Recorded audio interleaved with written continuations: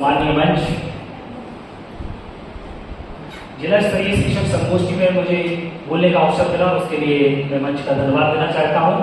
और जैसा कि विषय है कि शैक्षणिक संस्थानों में नवाचार और रचनात्मकता का कैसे बढ़ावा दिया जाए, तो राष्ट्रीय शिक्षा नीति 2020 भी रचनात्मकता और नवाचारों को बढ़ावा देने वाली है। मैं शुरुआत करता हूं पैटर्न को लेकर। जो 10+2 था, वहां से परिवर्तन किया गया 5+3+3+4। पहले 5 साल में ईसीई को जोड़ा गया, प्रारंभिक शिक्षा और बाल अवस्था को, जिसमें बच्चों को खेल खेल में शिक्षा देने की बात कही है। महत्वपूर्ण नवाचार है, क्योंकि जब बच्चा हमारे विद्यालय में आता था तो एक लंबा गैप होता था, और इस कारण से वो कक्षा 1 में जब आता था तो हमें उसको सिखाने में और बच्चे को नियमित विद्यालय में रोकने में समस्याएं उत्पन्न होती थी। ये महत्वपूर्ण नवाचार है, और इसमें बच्चों को खेल आधारित गतिविधियां से उसको सूक्ष्म गत्यात्मक स्थूल गतिविधियां कराई जाती हैं, जिससे उसकी मांसपेशियों का भी विकास हो।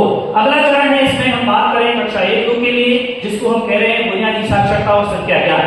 बुनियादी साक्षरता और संख्या ज्ञान के लिए भी कई गतिविधियां राष्ट्रीय शिक्षा नीति में सुझाई गई हैं। इन गतिविधियों में खेल आधारित गतिविधि, प्रोजेक्ट आधारित गतिविधि, बच्चों के छोटे छोटे काम करके सीखना, वर्गीकरण को जैसे गेहूं और दालों को अलग अलग करना, अलग अलग कलर के फूलों को अलग करना, इस तरह की गतिविधियों से हम कक्षा 1 और 2 के बच्चों को नवाचारों के लिए प्रेरित कर सकते हैं। महत्वपूर्ण है कि बच्चा जिस दिन से स्कूल आया है और जब वो एग्जिट होगा तब तक हमें नवाचार और रचनात्मक करने की आवश्यकता है। जैसे प्रार्थना में हम उसको नैतिक शिक्षा से संबंधित कोई प्रेरक प्रसंग, उसकी शारीरिक विकास के लिए योग और पीटी जैसी गतिविधियां भी राष्ट्रीय शिक्षा नीति में सुझाई गई हैं।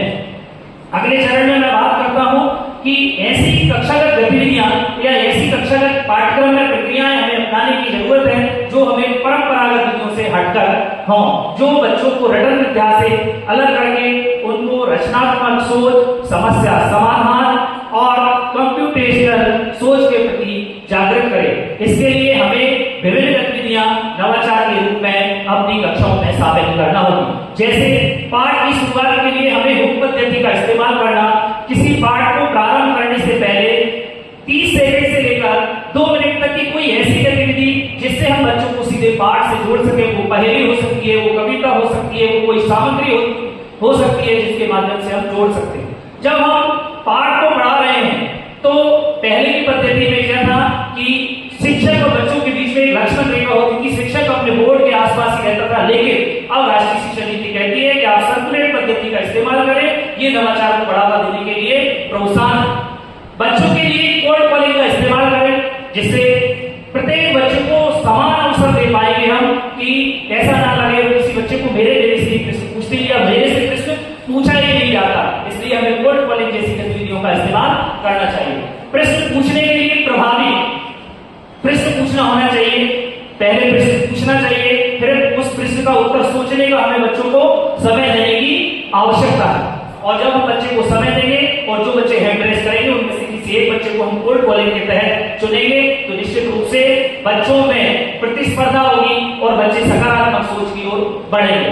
बच्चों को खुली चर्चा के लिए प्रोत्साहित करने की आवश्यकता है विद्यालय में, और वो कैसे कर सकते हैं? उसके लिए सेमिनार आयोजित कर सकते हैं, वाद विवाद प्रतियोगिताएं कर सकते हैं, भाषण प्रतियोगिताएं कर सकते हैं, स्नो बॉल जैसी पद्धतियों को हम अपना सकते हैं, और इन पद्धतियों से बच्चे अपने विचार खुलकर व्यक्त कर सकेंगे, अपनी अभिव्यक्ति दे पाएंगे।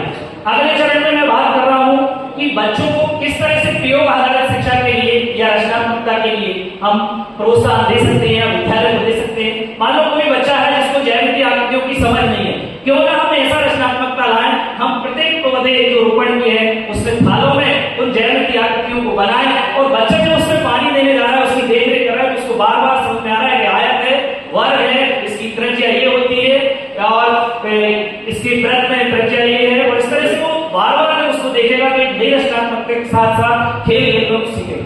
कहानी शिक्षण के द्वारा शिक्षण कराना, विज्ञान मित्र क्लब के द्वारा भ्रमण करा के शिक्षण कराना, इको क्लब जैसी व्यवस्थाएं हमारी राष्ट्रीय शिक्षा नीति ने दी है, और विभिन्न प्रतियोगिताओं के माध्यम से ओलंपियाड, राष्ट्रीय गीत सम्मेलन, मोगली उत्सव, कला उत्सव ऐसी प्रतियोगिता है जिसमें बच्चे को यदि अवसर दिए जाए तो निश्चित रूप से बच्चे हमारी सकारात्मक सोच और रचनात्मकता की ओर जाएंगे। वो अपने जीवन में उस शिक्षा का उपयोग कर सके, इसलिए उनके दैनिक जीवन की समस्याओं को उनके परिवार से, उनके परिवेश से जोड़ने की आवश्यकता है। यहाँ स्थानीय भाषा के प्रयोग पर बल देती है राष्ट्रीय शिक्षा नीति, क्योंकि बच्चे की जो भाषा है प्रारंभिक शिक्षा में और स्कूल की शिक्षा में वो गैप महसूस करता है, वो जुड़ाव महसूस नहीं करता, इसलिए स्थानीय भाषा का प्रयोग हमें करना है। बहुभाषिकता पर जोर देना है और राष्ट्रीय शिक्षा नीति में यह भी व्यवस्था की गई है। राष्ट्रीय एक भारत और श्रेष्ठ भारत जैसी योजनाएं, सतत आकलन,